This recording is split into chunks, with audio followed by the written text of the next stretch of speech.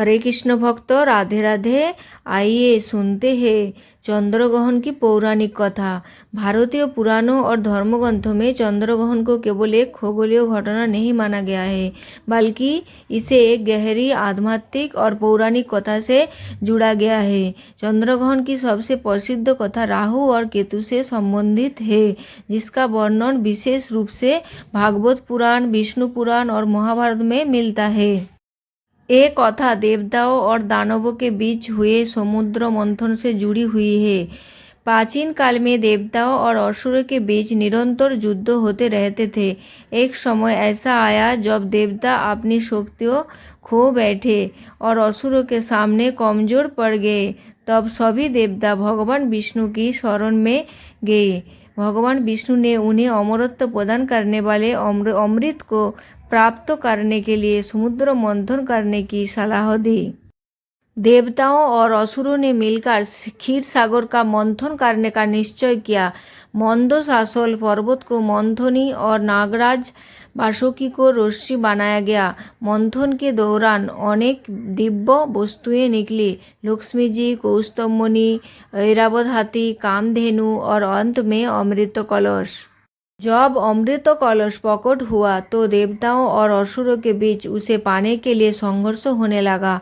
तब भगवान विष्णु ने मोहिनी रूप धारण किया। मोहिनी रूप में भगवान विष्णु अत्यंत सुंदर स्त्री के रूप में प्रकट हुए और असुरों को अपने मोह में बांध लिया। उन्होंने कहा कि वो अमृत का वितरण स्वयं करेंगी। देवताओं और असुरों को अलग अलग प्रक्रिया में बैठाया गया। मोहिनी रूपी विष्णु देवताओं को अमृत पिला रही थी। असुरों को ये बात समझ नहीं आई। इसी बीच एक चतुर असुर, जिसका नाम सर्भानु था, देवता का रूप धारण कर देवताओं के पंक्ति में जाकर बैठ गया। जब उसे अमृत की कुछ बूंदें मिल गई, तभी सूर्यदेव और चंद्रदेव ने उसे पहचान लिया। सूर्यदेव और चंद्रदेव ने तुरंत मोहिनी रूप में विराजकर भगवान विष्णु को संकेत दिया कि ये देवता नहीं बल्कि असुर है। भगवान विष्णु ने तुरंत अपने सुदर्शन चक्र से सर्भानु का सिर धड़ से अलग कर दिया, लेकिन तब तक अमृत की कुछ बूंदें उसके गले से नीचे जा चुकी थी, जिससे वो अमर हो गया। उसका सिर राहु कहलाया और धड़ केतु के नाम से प्रसिद्ध हुआ। ये प्रसंग राहु और केतु के जन्म का कारण माना जाता है। राहु को सूर्य और चंद्र से विशेष द्वेष हो गया, क्योंकि उन्हीं के कारण उसका सिर धड़ से अलग हुआ था। तभी से वो समय समय पर सूर्य और चंद्र को निगलने का प्रयास करता है। जब राहु चंद्रमा को निगलता है तो पृथ्वी से हमें चंद्रग्रहण दिखाई देता है, किंतु चूंकि राहु के पास केवल सिर है, वो चंद्रमा को पूर्णतः निगल नहीं सकता। कुछ समय बाद चंद्रमा पुनः दिखाई देने लगता है। इसी प्रकार जब राहु सूर्य को निगलने का प्रयास करता है तब सूर्य ग्रहण होता है।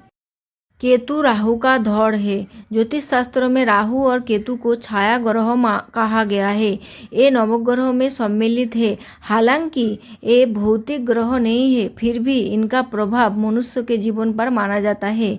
राहु को भौतिक इच्छाओं, भ्रम, लालच और सांसारिक सुखों का कारण माना जाता है, जबकि केतु को वैराग्य, मोक्ष और आध्यात्मिकता का प्रतीक माना जाता है। हिंदू धर्म में चंद्रग्रहण के समय विशेष नियमों का पालन किया जाता है। ग्रहण लगने से पहले भोजन नहीं किया जाता।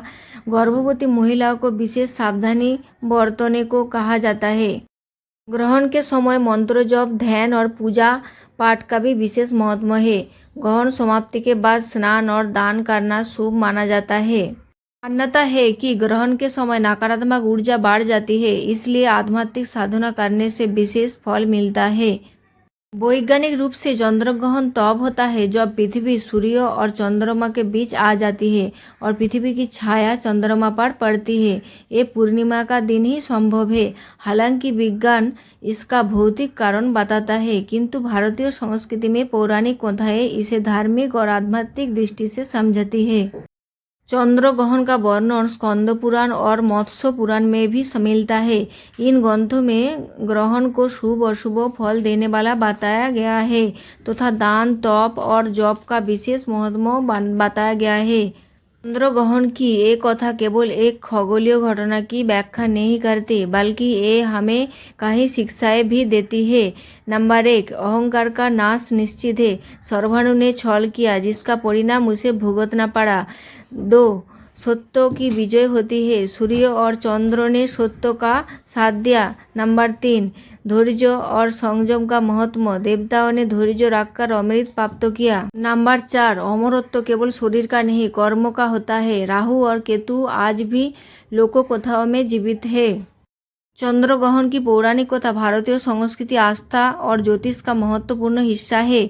एक कथा देव असुर संघर्ष, अमृत की प्राप्ति और राहु केतु की उत्पत्ति से जुड़ी हुई है। आज भले ही विज्ञान ने ग्रहण की कारणों को स्पष्ट कर दिया है, फिर भी एक कथा हमारी धार्मिक भावनाओं और परंपराओं में गहराई से बसी हमें ये भी सिखाता है कि जीवन में प्रकाश और अंधकार दोनों का महत्व है।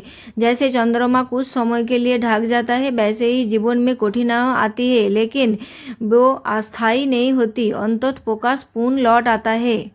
आज की इस कथा आप लोग को कैसी लगी कमेंट में जरूर बताइए। अगर वीडियो अच्छी लगी तो एक लाइक करके चैनल को सब्सक्राइब कर लेना।